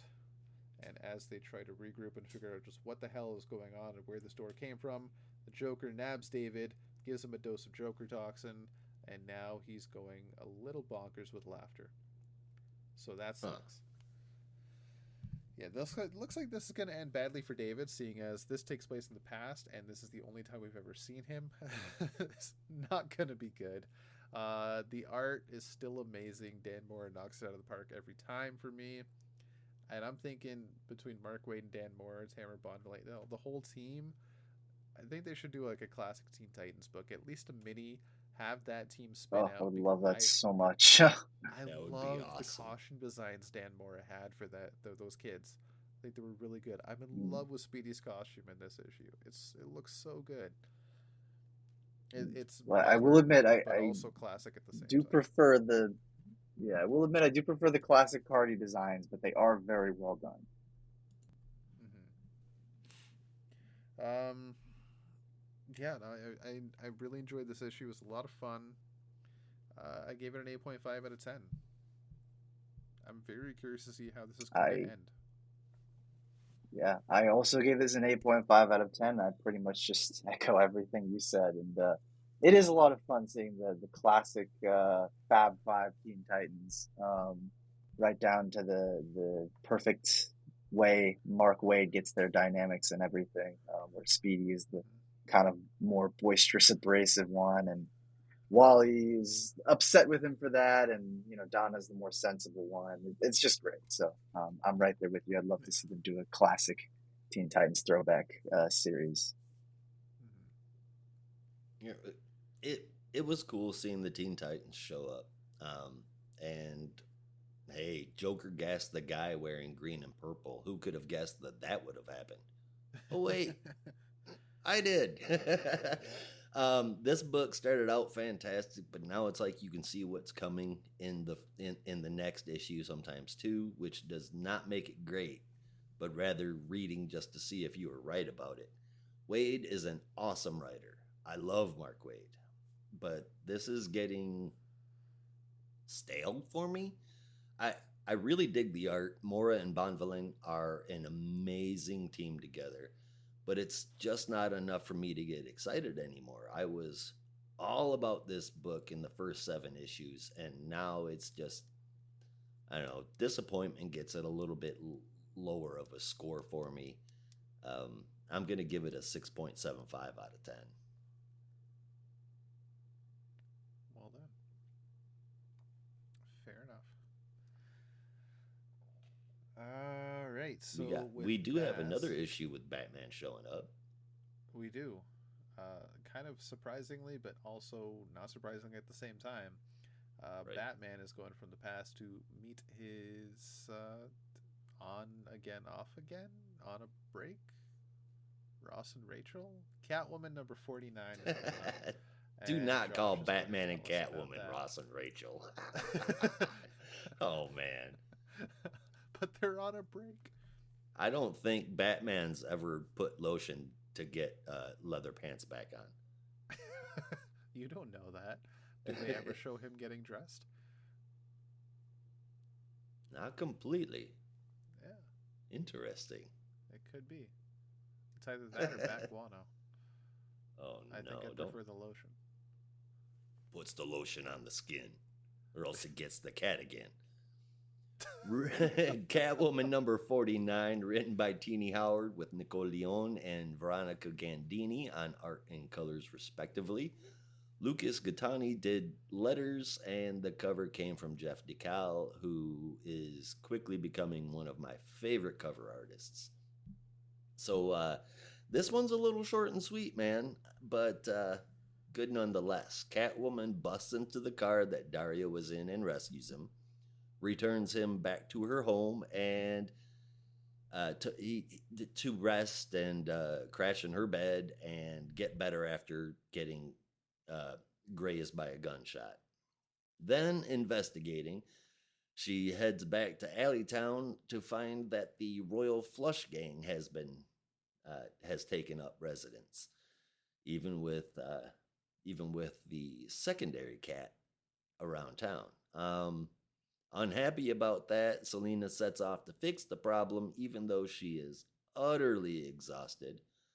And after a meeting with Batman, where they did not talk about their relationship stuff at all, they make an arrangement for who will do what in what parts of what city. And Batman reminds her that she has her own cat family outside of the Bat family. Valmont, Eco, Dario, the Strays, Onyx, and hell, even Harley, really, though she isn't shown in the comic. It's really not too shabby. I'm pretty curious about how this will all work out. Howard's doing damn good in this title. The art is always on point, and the storytelling is definitely engaging. I am all the way in. I gave this an 8.75 out of 10. How about you guys? I think it is, at least for me, a great return to Alleytown. I'm Mhm. curious how this love triangle is going to play out with everything else going on, but I do imagine it's going to end badly. The interesting thing for me for this run, at least how it's going right now, as much as it feels different, and it is different, it also feels very similar to Ram V's run. Very familiar in a way. It might just be me. Maybe it's the Alleytown return that's I'm getting those vibes. I don't know. Um, the art is still fantastic. The story is still interesting to me. I'm still not sold on Valmont. I don't really like the character. I wish we could just get past him and into something else. Dario's a great addition. As for this issue, 8.5 out of 10. I'm excited to see Bat and Cat together again, though. Even if only for a friendly mission. Indeed. Yeah, this one passed me by this week, so I did not get a chance to actually read it. But Well, go read it right sounds now. like it was a good issue. What's up? I said, go read it right meow. Oh God, Oh my god. nice. Wonderful.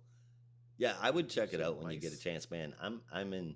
Yes, I am. I am. I'm really enjoying it, and I think that this might be a book that you'd be into, man.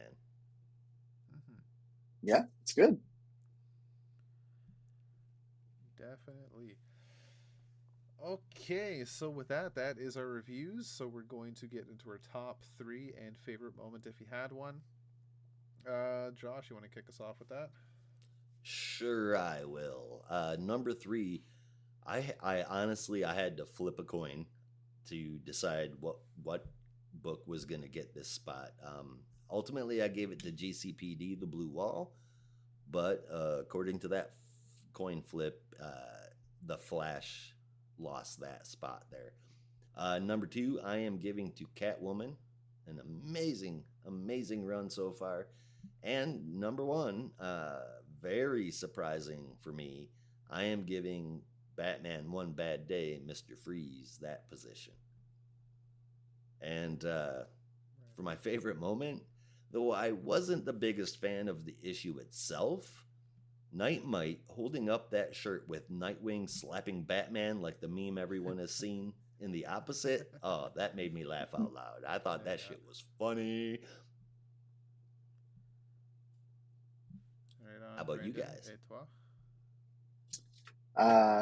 I don't speak French, but I understood that to mean that I should give my top three. So at number three, I had Stargirl of the Lost Children. Number one, really fun start.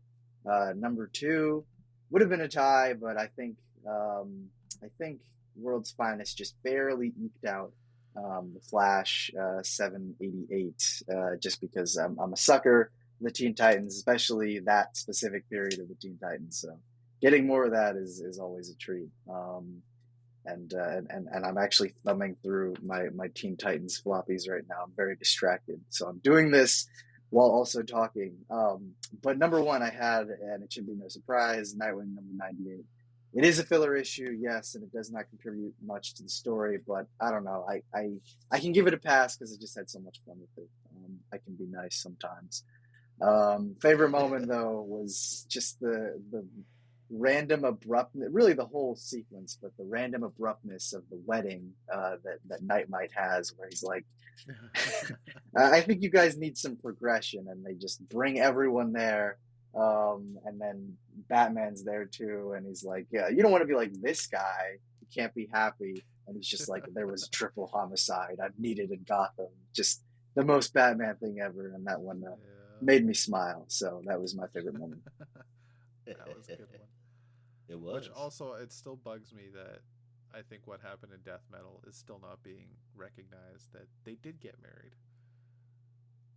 They did. They did. And then the universe promptly ended.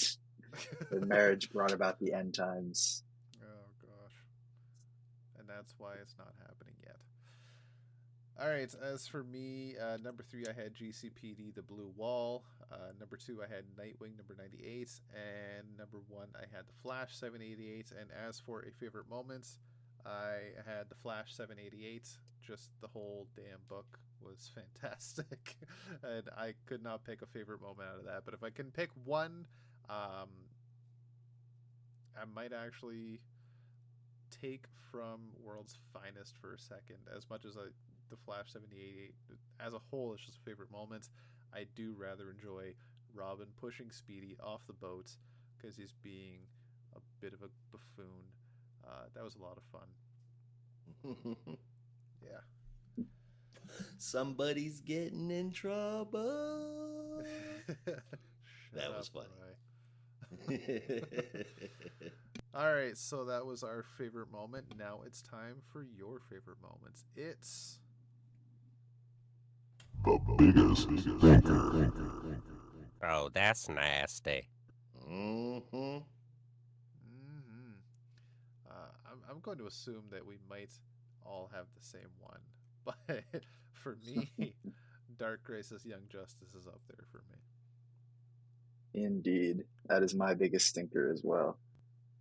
And for mine, I will also have Dark Crisis Young Justice, but contrary to my esteemed comic co hosts here, I'm going to give an honorary turd to World's Finest. Damn. Mm. Okay. I'm just Getting into some shit. being let down by a book I love just grates on me. It's not a fun thing. No. That's for sure. Okay, well, with that, that's our show. Remember, you can help support the show by going to buymeacoffee.com/NAR podcasts. Check us out on Twitter at Not a Robot Comics, on Instagram, NAR Comic Books, and subscribe to our Substack for bonus reviews, articles, and more. And as always, there's only one way we say goodbye around here. Until next time. Be good to each other. And don't be a robot. Okay, guys. When are we going to get back on the story arcs? That is a good question. Yeah. Looked at. I've gathered together so many. We could do this for got ideas for season 2. Yeah. Gods of Gotham. Well, Gods of Gotham, the I know, is the Lightning next Saga. one. Yeah. Yeah, because I read the first issue, and then I was kind of like, well, we're not doing it for a while, so I don't. It's not really high priority right now. So yeah, I guess we should figure out when to kick that back off. All right, just something for you guys to put in your head and let me know. Tell me real quick, what was your general impression of the first issue? Well, I knew that Phil Jimenez had done Wonder Woman because they put out that omnibus, but I never read it, so I wasn't really sure what to expect. Although I guess it's not really fair to say because he does the plot, but he doesn't script the issue. They get DeMatteis to do that. But I thought it was interesting. It's definitely, I can see the George Perez influence, artistically and story-wise. And I like the concept of it. But I don't know that I'm completely sold just yet. So I think it'll be good to finish the rest of the arc.